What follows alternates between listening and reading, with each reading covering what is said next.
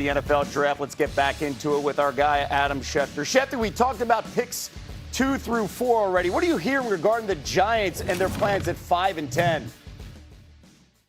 Well, Kevin, obviously a lot will depend on the first 4 picks in this draft. If the Cardinals can't trade out at 3, and if Arvell Reese slides down, it's hard to imagine that the New York Giants, even with the players they have at that position and the resources they've allocated to pass rushers, could bypass a player like Arvell Reese at that spot. That becomes a big decision. The Giants also might have opportunities to trade out, although that seems to be a bit far-fetched. Again, the Giants' search here, Arvell Reese could fall right into their laps at 5. They obviously could take a look at Sonny Styles and Caleb Downs. It's safe to say that somehow Columbus, Ohio is on, and we'll see how that factors into their selections on Thursday night. Peter, what are you hearing right now about the Giants' situation at 5 and potentially at 10? It sure is a Columbus feel. I've got them taking Arvell Reese, and I haven't seen many mock drafts doing that, and hearing Adam say that does kind of give me to puff my chest a little bit, but that's only if he's still around at 5. Arvell Reese is such a fascinating prospect in this draft, but I covered the 2015 draft when everyone said Leonard Williams would be a top 3 pick.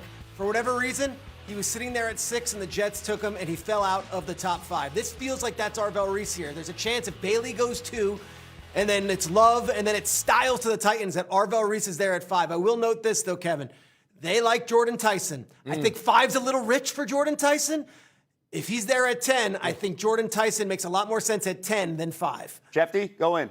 Well, Peter, yeah, if you like Jordan Tyson and you don't take him at 5, there's a possibility he's not going to make it to 10. And that is something the Giants have to wrestle with here, because there are any number of landing spots for Jordan Tyson. The New Orleans Saints at 8, the Kansas City Chiefs at number 9. A team like the Dallas Cowboys could potentially jump up ahead of the Giants. There are a lot of scenarios here for Jordan Tyson. If the Giants pass on Tyson at 5, there are no assurances he's going to be there for them at 10. By the way, some Draft week, context there. Kevin. Let's go. And some context, the Cowboys have picks 12 and 20. We'll get to them in a moment, but I want to get your thoughts on the idea of the Giants at 5 and 10 building blocks for Harbaugh, and the idea that you get your defensive guy and maybe a guy that can help Jackson Dart, and Jordan Tyson's name keeps on going up. Well, Jordan Tyson's name should be going up. This is a guy that when you watch the film, I know there's injury concerns, but this guy's flying all around, going up and catching the ball, torquing his bodies all type of ways to be able to come down with catches. He has that explosiveness that the Giants offense would need with a guy like Malik Neighbors coming off a major surgery, especially with a young quarterback like Jackson Dart. On the other side, you get a defender in Arvell Reese. We keep talking about his versatility. For the Giants, who have a lot of edge rushers, you can also play him at off-the-ball backer. We saw Abdul Carter have to do that in the game last year against the Kansas City Chiefs. Arvell Reese is a guy that was made to do these type of things and move around the field. All right, we're going to stay in the NFC East and talk about another team that has 2 picks, and that is the Cowboys, that I just mentioned, at 12 and 20. What are you hearing, Shefty, right now about Dallas? Well, I think in a perfect world, somehow the Dallas Cowboys could find a way to get Arvell Reese or Sonny Styles. Again, it's hard to imagine that could happen, and they don't have a second-round pick, and I don't think they're going to mortgage their draft to trade up. So those are pipe dreams potentially at number 12. If they're staying at 12, there is going to be some sort of defensive player that you would think could make a huge difference. Is that Mansour Delane? Could he get that far at that point in the draft? Also seems like that might be a bit of a stretch to get the top cornerback in this draft. Could Caleb Downs still be there at 12? Any one of these defensive players, in a perfect world, somehow, some way, the Dallas Cowboys figure out a way to get Arvell Reese or Sonny Styles. It's hard to imagine. But let me also just say this, and it's worth remembering going into the draft this weekend. They're nowhere with George Pickens right now. Nowhere with George Pickens. They are not really talking about an extension. They're not close to an extension. They're not getting a deal done at this point in time. He's on the franchise tag. That situation is just sitting out there. And the Cowboys are said to really like Jordan Tyson. So it's just one more subplot in a draft filled with them. entering Thursday night. By the way, the Cowboys having an issue with a star and a contract. Yeah. We just call that the rites of spring as we get ready going into the summer. And we see our guy Schrager smiling a lot because in your mock on ESPN.com released today, you had the Cowboys actually trading up from 12 to 9 to get a cornerback. What are you hearing? It's Adam's right. It's a math game. They traded all these picks and they got rid of these players and they got 12 and 20. But the way the numbers are lining up in all of our simulations and talking to teams, it doesn't seem likely that Styles or Reese will be there. It doesn't seem likely that Downs will be there. It doesn't seem likely that Delane will be there. It doesn't seem likely that Ruben Bain will be there. So you're sitting at 12 if you're the Cowboys. You mortgaged all these defensive players to get these draft picks.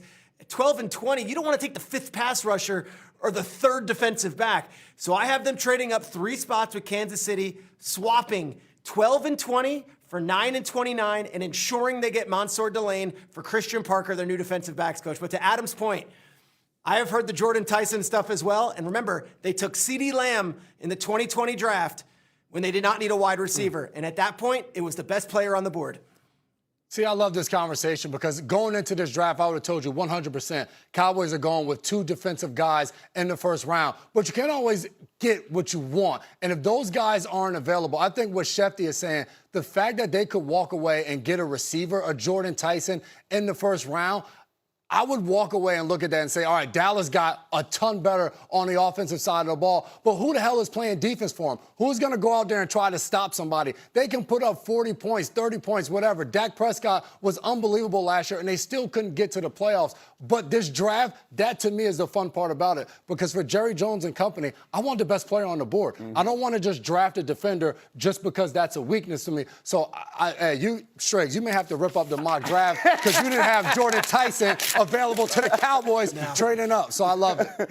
And by the way, if the Chiefs were to move off the 9th pick and allow a cornerback to go, considering their offseason, that would be a stunner as well. All right, let's continue the conversation about stunning developments in sports, and that is what we're seeing in baseball. Hosting the draft starting tomorrow night, but the host team still doesn't have their starting quarterback. The Steelers still waiting to hear if Aaron Rodgers is coming back with no decision in sight.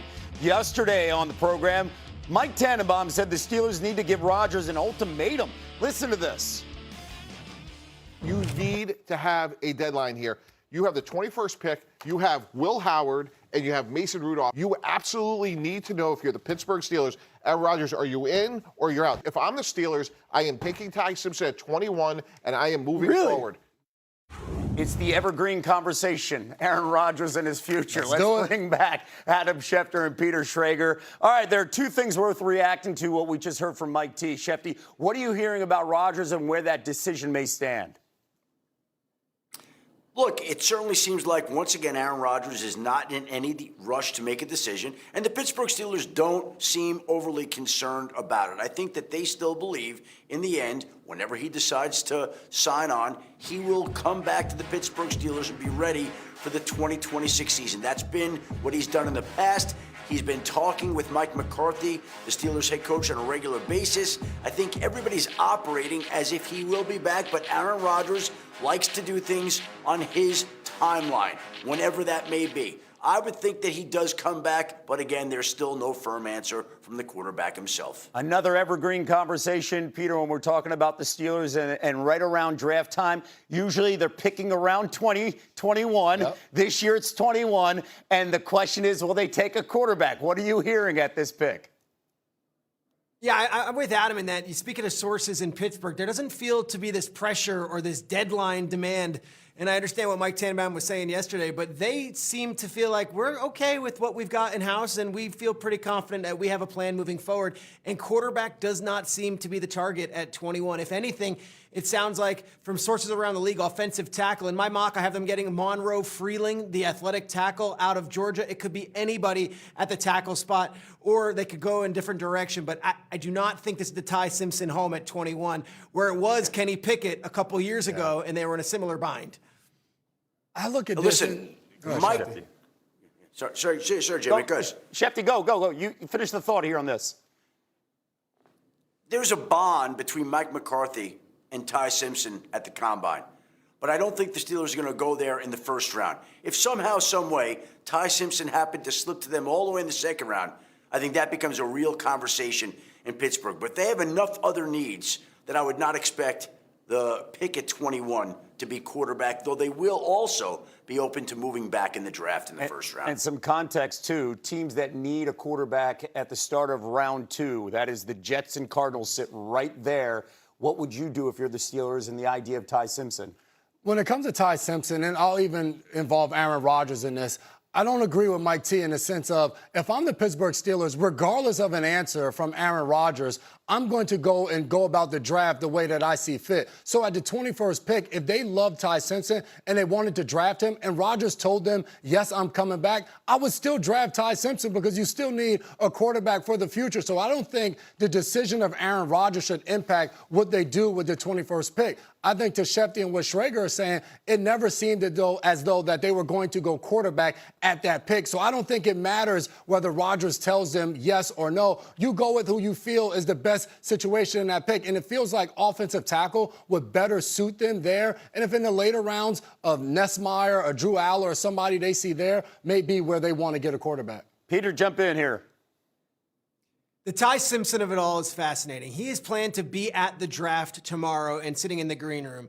He is of the belief that he will be a first-round pick. No player comes to the draft to sit in the green room not to get drafted. I currently do not have a team that I know that is waving up and down and saying, we're the Ty Simpson team. The expectation is that the Cardinals or the Jets either trade up back into the end of the first round to go and get Ty Simpson to make the fifth-year option a possibility, or someone sits in the second round. But I would be watching Ty Simpson over the next 24 hours. If he goes to the theater and he is sitting there in the green room, I would believe that he has been told that he is a first-round pick. If those plans suddenly change tomorrow and he's not in the green room, I would believe that he has not been given the assurance that he is a first-round pick. I don't care whether he's there or not. There's nobody that's going to guarantee Ty Simpson that he's going to be a first-round draft pick. He has a decision to make about whether he wants to be there or not. He's planning to be there. That's the current plan. But there's not a team out there that's going to tell him, we plan to take you in round 1. And keep in mind, we went through this a year ago with Jackson Dart. Yep. It worked out for the Giants jumping in the 20